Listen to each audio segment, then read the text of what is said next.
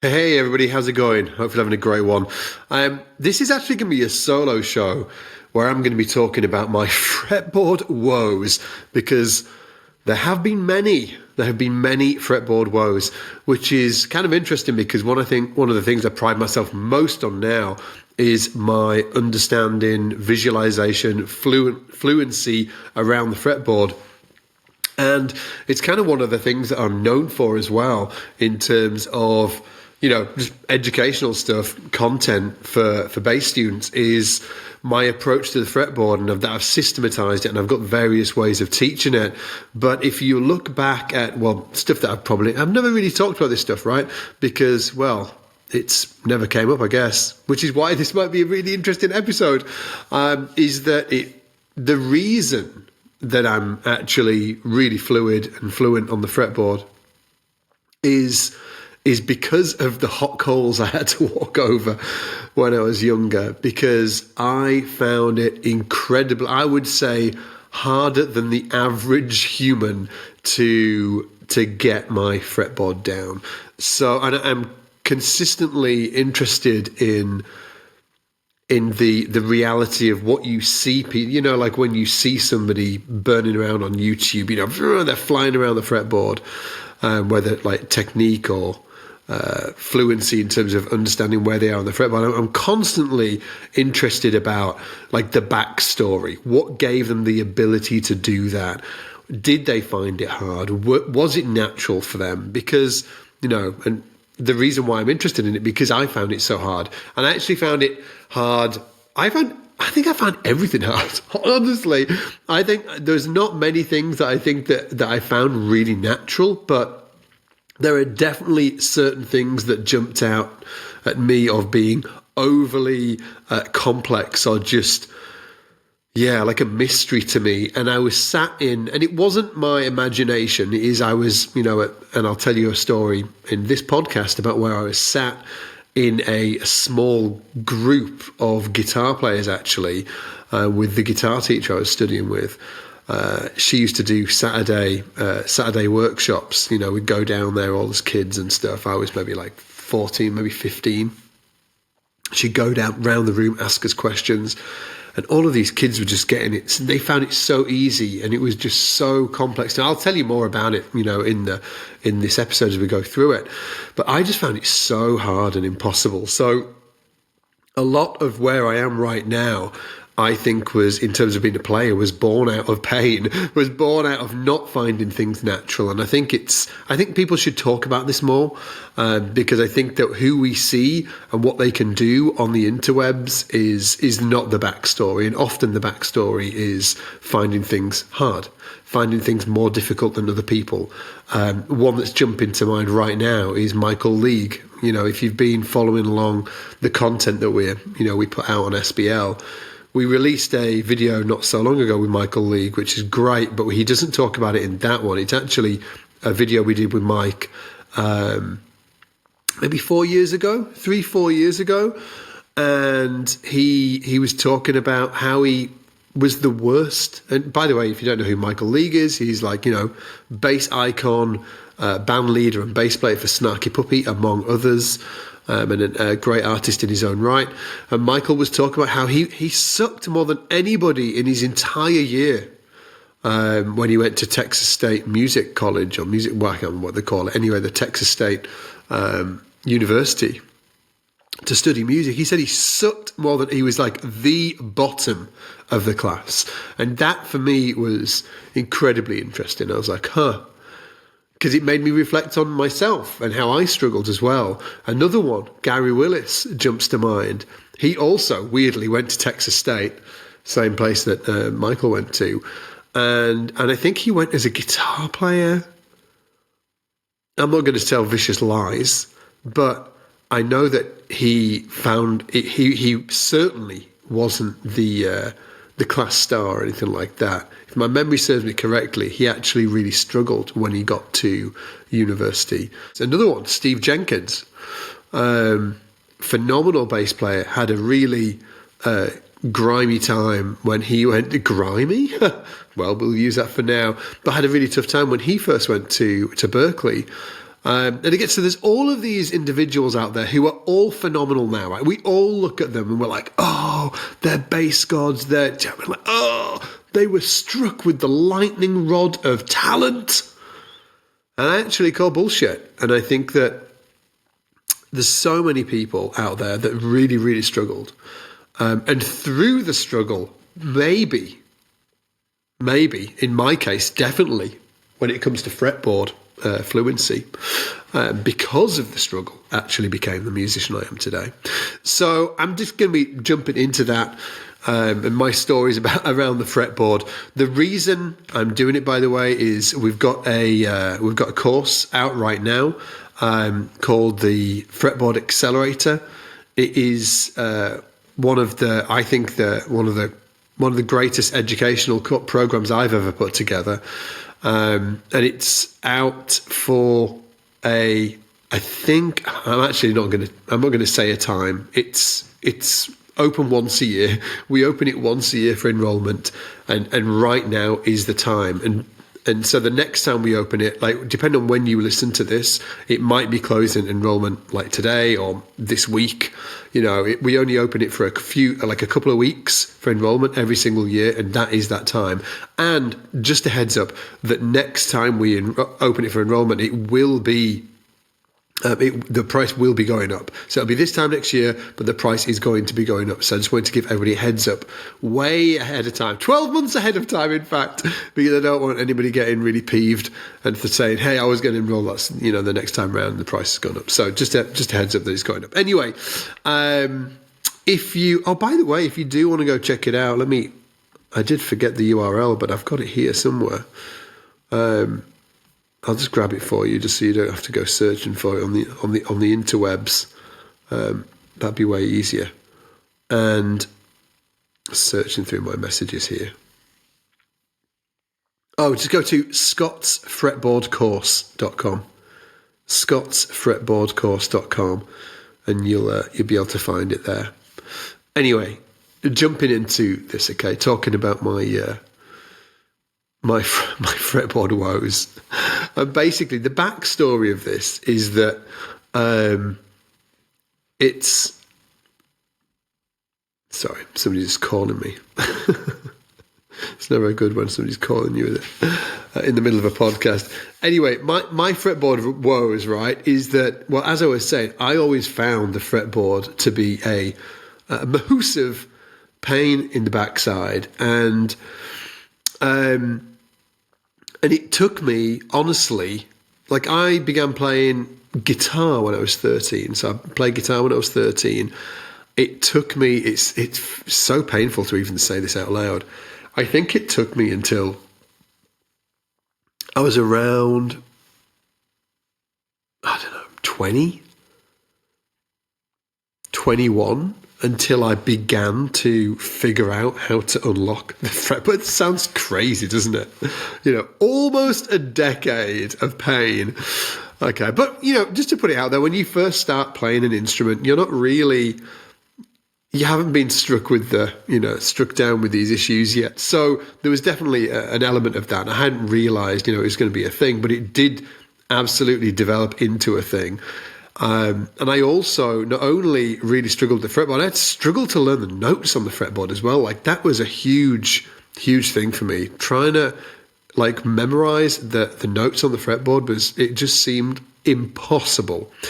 So, and that was the first time I spoke about this just a minute ago. The first time I realized that I had issues with the fretboard is when I was, I think, at about 14 or 15, I was studying guitar at the time. I was going to a guitar teacher once a week, and she was awesome, by the way. I miss her. I think she moved to South America or something like that. Anyway,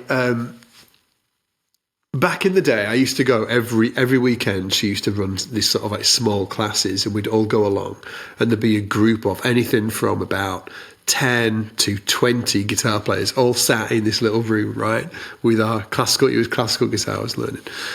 And she'd been telling us to learn the notes, right? Learn your notes. And she'd given us a sheet with all of the notes on. She might as well have given me a freaking crossword, which I'm also terrible at. Anyway, she'd given us this a sheet with all of the notes on.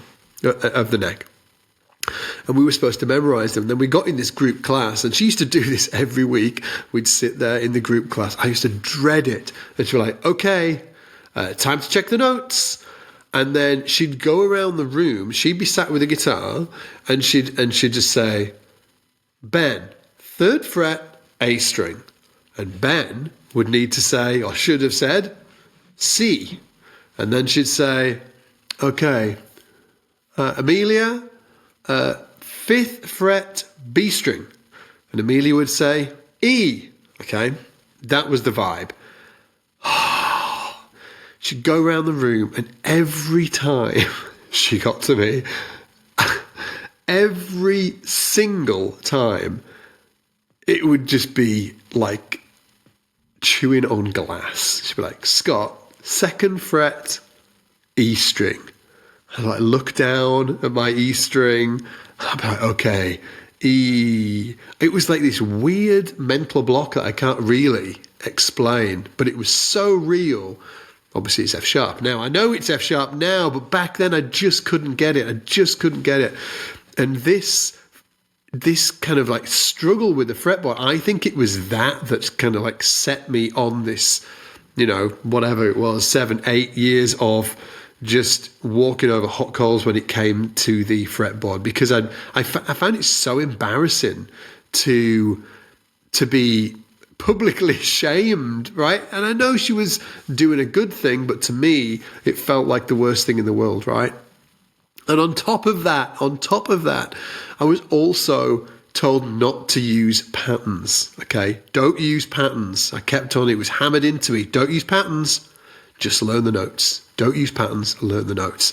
So, and that was it was tough for me because I have an art background, loosely, right? In school, I was like really artistic, right? I found that kind of stuff quite easy. And so like geometry, I always rocked in geometry. I looked at shapes, and I can remember shapes really easily. And just to put it out there, there's a lot of people like this, right? You might be listening right now and thinking, oh, I actually use shapes on the fretboard a lot. And if you do use shapes on the fretboard, I actually encourage that because I think it's a real... I think that, let me just put it out there, there are people that use notes, just use notes. They don't really think patterns, which blows my mind, okay? There are people that use patterns, just patterns. And what I think is I think that there are different types of people, different types of approaches, and it depends on the brain you were born with. There is no way I am going to be able to think just notes as I'm playing, ever. My brain doesn't work like that. So what really I like to, if you are one of them players that do kind of gravitate towards geometric shapes and patterns on the fingerboard, and you naturally find yourself using them, even if in a very simplistic way, little boxes and stuff like that, I would highly recommend leaning into it, learning the geometry of the fretboard, using shapes, but in a more sophisticated way. So and also using notes to back that up, because now I do know the notes, but I believe that in a weird way, I think that the shapes helped me learn the notes. So when I was told just to learn the notes by looking at this fretboard diagram, like this is fretboard covered in notes, I had no chance.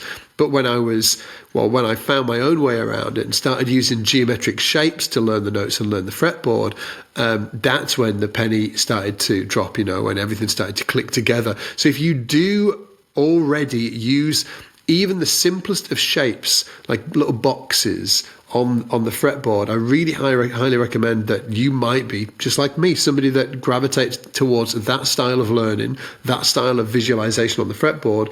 And if that is you, then you can just expand on something that you already do naturally. Say that one more time, all right? And just put it out, I'm a real big believer of, instead of trying to get better at our weaknesses, I actually think that we should just lean into our strengths. Okay? Tell my kids this all the time. There's stuff that they're not natural at, right? Now, there is a stance to be taken that says, hey, you need to be allowed, you need to, do the stuff that you crap at, And I'm like, I'm not so sure that that's the best approach. I think that people that really excel in many ways are the people that don't do that. That instead they really lean into their strengths. So that's what I'm inviting you to do today. If you find that you naturally lean towards using geometric shapes on the fingerboard, that you can expand on that, and you will be leaning into something. You'll be, learning how to do something you're already doing naturally anyway. That's way better than, trying to do something that you don't find very natural. Okay, so that's what I started to do. And simply put, I had huge fretboard anxiety. Just in case you haven't figured it out yet, I had huge fretboard anxiety, and this as I said, lasted a long time. And there was a couple of different things that happened that I guess made me start thinking that there could be a different reality for me. Number one is that I bought a Gary Willis book, and I'm trying to remember the name of the book. It was done by Hal Leonard. Anyway, I bought this Gary Willis book, and just to put it out there, it was way too advanced for me, way too advanced. But I persevered, and I never nailed what was in there. But the ethos, the sort of like the thesis of the book was that geometric patterns can be used as a way to learn the entire fretboard. In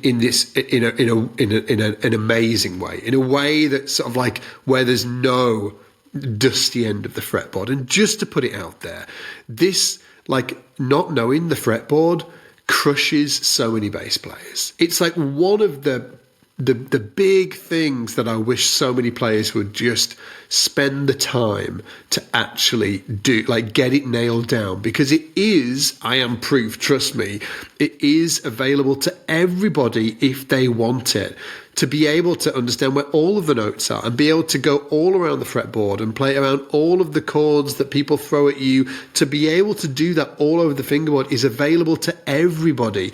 It's just, you've got to find the right approach for you. Okay, so what that Gary Willis book did for me is, although it was way too advanced and I didn't learn much from it because it was too advanced, again, the thesis of the book was, hey, and he writes this, he's like, I used geometry. Yeah, I used geometry to learn the fingerboard, shapes, patterns. And I was like, no way. And I had this, because it was the first time somebody had said, hey, you don't need to think notes all the times. You can actually think patterns. And I was like, no shit. Okay, so that was the first unlock, was the proof that somebody out there, a great player, was using patterns. And I thought, oh, maybe they were the same as me. Maybe they didn't think notes all the time.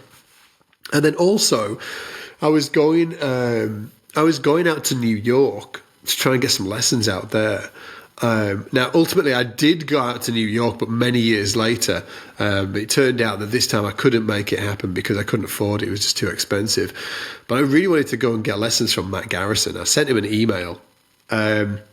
And in the email, I was talking about going out and getting a lesson from him and that kind of thing. But in the email, I said, hey, I've just read this book from Gary Willis. He's talking about patterns. Something I find really hard is the fretboard, et cetera, et cetera. And I said, hey, do you use patterns and shapes to navigate around the fretboard? He messaged me back and he was like, yeah, I use patterns and shapes all of the time, in conjunction with notes. But a lot of patterns and shapes. And those two things for me was like the green light that, I can forget what I've been told, that you only have to think notes, that you shouldn't use patterns. Oh, if I could rewind time, okay? How many other people were told that? Don't use patterns. What an absolute crock.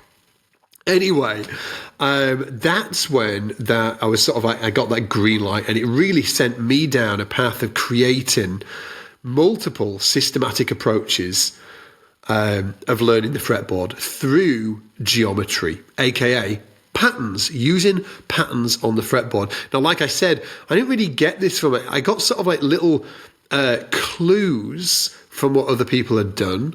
The Gary Willis book was definitely a clue, but it was just way too advanced for me at the time. So I really set out to create my own approaches to learn the fretboard through patterns. And then and then just got honestly obsessed with it. Like, I just got so obsessed with learning the fretboard, and it's something that I've spoken about my approach to practicing before. I'm very methodical. I spend, a certain amount of time on one thing, certain amount of time on the other, and then, I divide up my practice time, making sure that I'm hitting all of the things that I need to hit, all of that stuff right. And since that moment, since the green light of you can use geometry to learn the fretboard, ever since then, I've been using exercises, coming up with new systems to teach myself new, different ways, deeper ways of learning the fretboard. Today, I'm still doing it now. I'm still doing it. I'm obsessed with it. And maybe that, goes back to that anxiety, or not the anxiety, but the sort of traumatic experience I went through when I was sat in that room and I had to, fail miserably every single week after week, in front of, 10 or 20 other guitar players. So I really felt that shame, and maybe it's the shame or something that's driving me, but it's also, I find it really enjoyable because I love to be a player that has no dusty spots on the fretboard. I want to play the entire instrument. I joke all the time, can you imagine a piano player that could just play a tiny weeny little bit of the keyboard and can't go? It's ridiculous, isn't it? So let's not be that bass player. Okay, let's not be that bass player.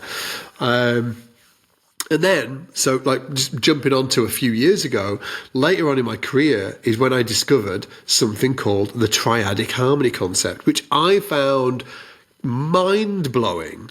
And the reason I found this is because I was going down the James Jamerson rabbit hole. Okay, I'm a huge James Jamerson fan. I'm learning all of his lines. I'm figuring it out. I'm trying to get that vibe down, okay? And I figure out after a while, I'm like, he's using a lot of triads. And that is because he comes from a upright bass background. He comes from an upright bass background. Can't speak today. Upright bass background. Still can't speak. And they use a lot of triads as well, a lot of chords. Just to put it out there, what is a triad? A triad is a chord, right? If you've ever wondered that, if you've ever heard the word triad or arpeggio, okay, a triad is just a chord in the most basic function, right? It's just the most basic chord that you can get is a triad.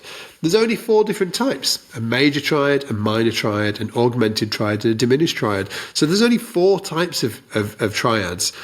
And if you are a bass player, this is my opinion, if you're a bass player and you can't outline the chords of a song using simple triads, okay, you are very similar to a guitar player or piano player who cannot play chords.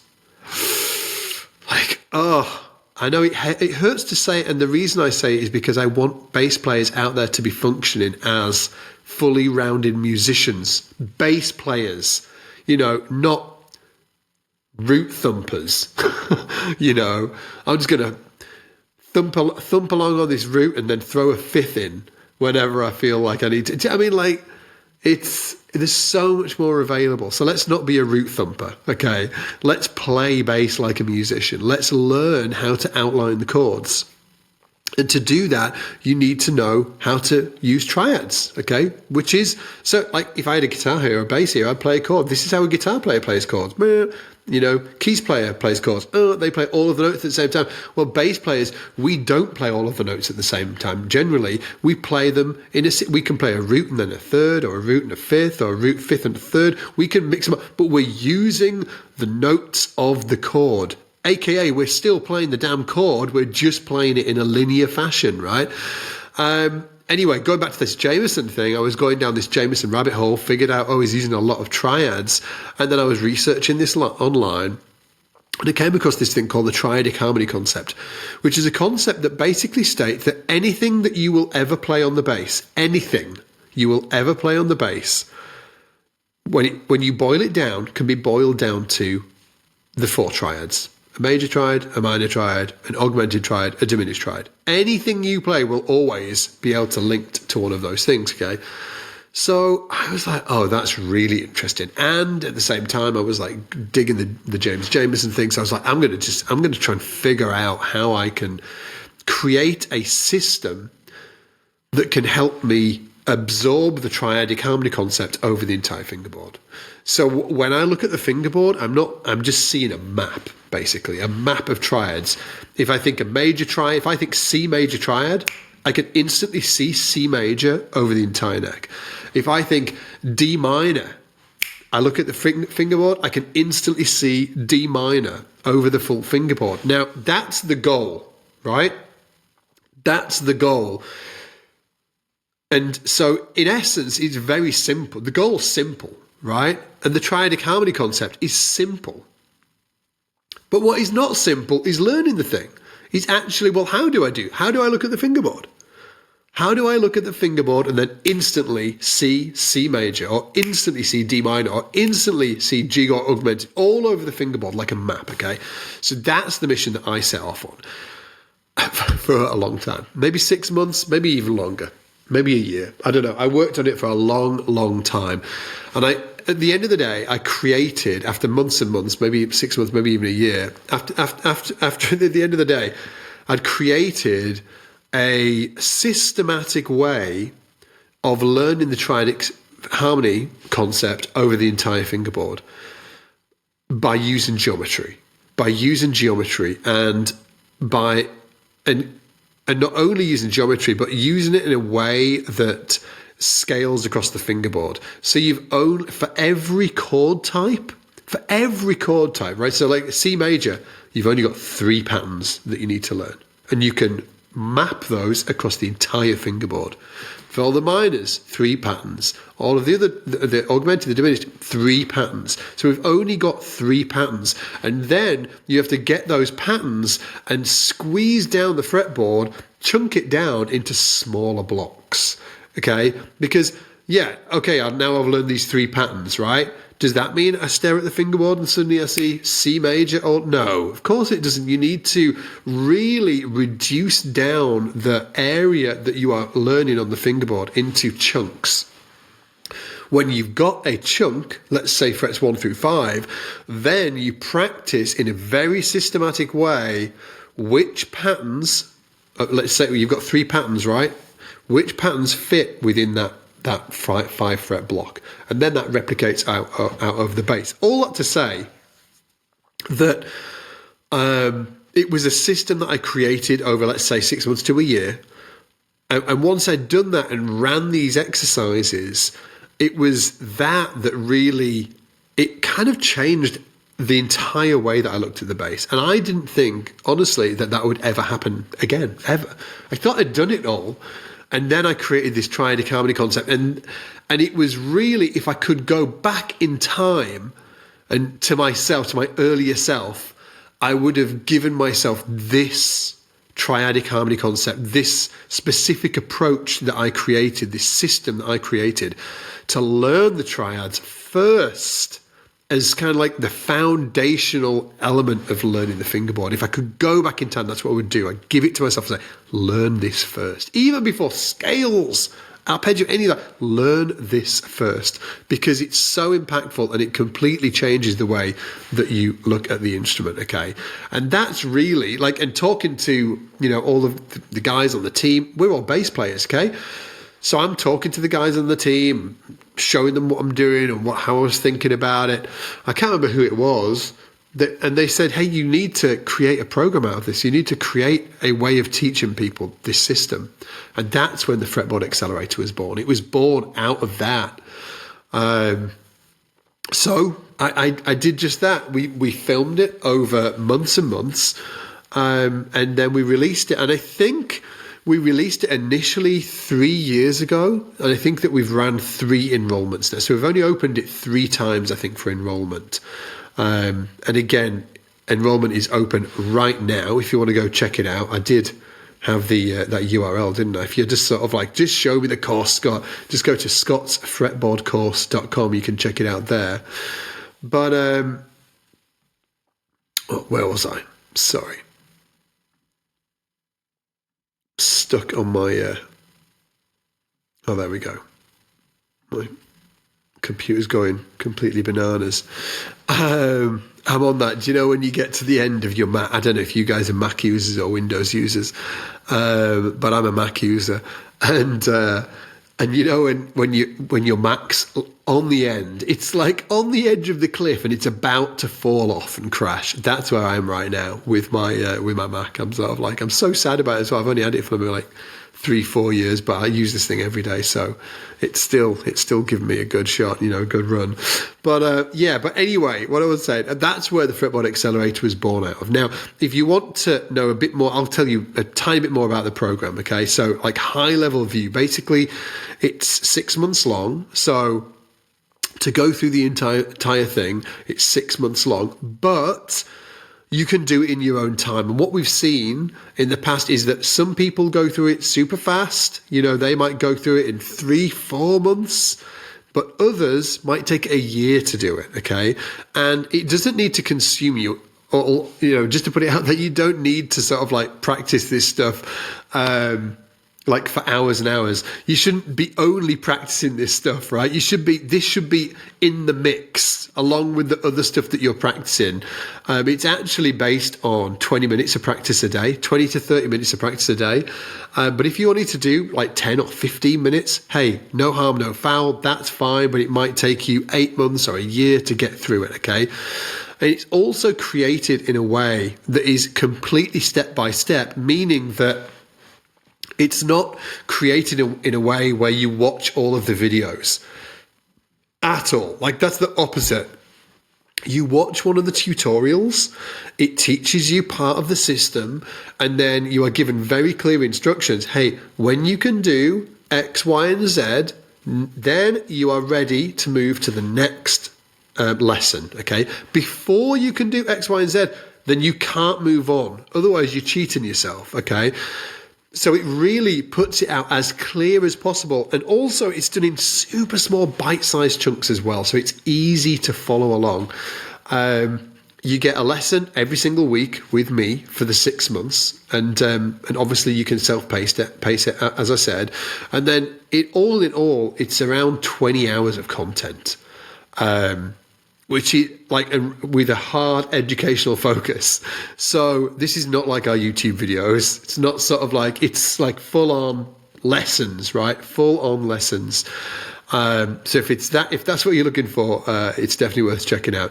You also get lifetime access to it. So yes, if you do it in 3-4 months, if you're one of those that can just whiz through it like a psychopath, great. Okay, but if not, if you want to take 6 months, if you want to take a year, if you want to take 3 years, then all good. You get lifetime access to it. Just to put it out there, every time I pick up the bass, since I developed these exercises that are in the Fretboard Accelerator, I use them every single time. And I mean every single time. It's because they're so useful. They're so useful. I bet you, actually, that you'll watch this stuff and you'll be like, if you've watched me for a while and haven't been through the Fretboard Accelerator, when you start going through the Fretboard Accelerator, you'll be like, oh, that's that stuff that Scott plays all the time, because I play it on videos all the time. And then also, just to put it out there as well, if you enroll for the Fretboard Accelerator and you don't like it for whatever reason, it's not rocking your world in every single way, there's a money back guarantee. It's 30 days money back guarantee. So you can check it all out. You can jump in, do the whole thing. And if it doesn't rock your world, we can send you your money back straight away. All you need to do that is just send an email to support@scottsbasslessons.com. Now, I'm not going to let you go before I also tell you about the bonuses that we've created for this course as well, because I wanted to make it a complete no-brainer. I wanted to make it so, just so there's nothing in your way. It's almost stupid not to sign up, right? And we did this for another program not so long ago, and you guys absolutely loved it. So we did the same thing for this. So what we've done is we've created this bonus stack, right? So you get 2 bonuses when you sign up. And this is 7 hours of additional content on top of the Fretboard Accelerator. 7 hours of additional content. Just to put it out there, in my opinion, this stuff, the bonuses, are worth signing up to the Fretboard Accelerator for.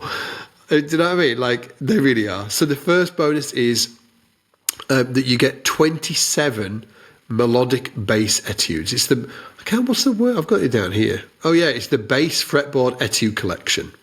Okay, the Bass Etude Fretboard Collection. And basically, these etude, if you don't know what an etude is or an etude, depends. I always rock back and forth with how I pronounce this. If you don't know what one is, it's a pre-written piece of music that is specifically written with a goal, an end goal in mind, to help you master something. Okay, to help you master something. So what we've done is we've created bass etudes around major triads, minor triads, diminished triads, augmented triads, okay? And it comes with hours and hours of step-by-step tutorials as well. So that's the first bonus. Now, if we were to sell that, we'd probably sell that $125 or around that mark. And again, we're throwing it in for free if you sign up to the Fretboard Accelerator today. And the bonus number 2 is called the Ultimate Grooves Play Along Collection. And this is where we wanted to give you a bunch of different examples of how to use this stuff in context, how to really, use and create these, use triads to create bass lines and grooves in context of different styles, okay? So not only do we give you sort of like these world-class play-alongs with a, pro band playing it, we also give you videos that give you examples of how to create bass lines and grooves, your own bass lines and grooves using the triads over the chord sequences that we provide. And again, that's thrown in for free. If we were selling that, we'd probably sell it around $100. We're throwing in that completely free as well. So all that said, if it sounds like if you are a player that does want to, level up your fingerboard knowledge, just to put it out there, in my opinion, it's one of the most important things that you should be working on. I'm still working on it every single time I pick up the bass. I run exercises to help me get more fingerboard fluency, more fretboard fluency, because I don't want to be one of those bass players that's just stuck in one area of the fingerboard. And I also don't want to be a root thumper either. You could create a great bass line playing roots, but who said that you need to be chained to roots? You can break out of that and use all of these other notes within the chord to give you all of these other textures, okay? Yeah, all that to say, if you want to check it out, just go to scottsfretboardcourse.com. I would love to see you guys on the inside. I'm really, really proud of this course, and there's absolutely nothing out there like this that's ever been created before. And after the amount of work that we put in, probably never again, because it took months to put it together.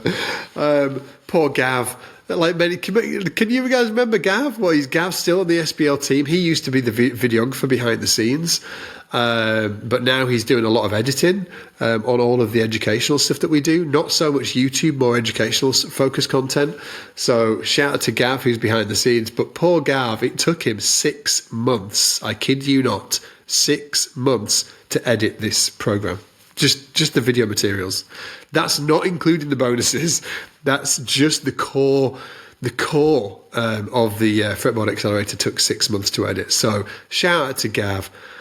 Oh, there was a lot of orange dots. We used to joke about it all the time, because there's a lot of geometry on the screen as you go through the course, and Gav had to draw all of that in manually through the edits. Absolute star. Gav, I love you. Anyway, guys, thanks so much for listening today. I'm really looking forward to hearing back from you guys, and also looking forward to seeing you in the program as well. Again, it's scottsfretboardcourse.com, and if you don't get it this time around, you can enroll next year, but the price is absolutely going to be going up next year. So if you've been thinking about joining, now is the time. Now, with that said, take it easy, and I'll see you in the shed.